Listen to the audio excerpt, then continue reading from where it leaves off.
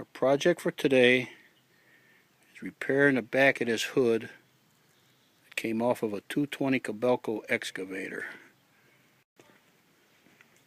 The whole back was busted out of it, as you can see here. The whole side and everything's all busted.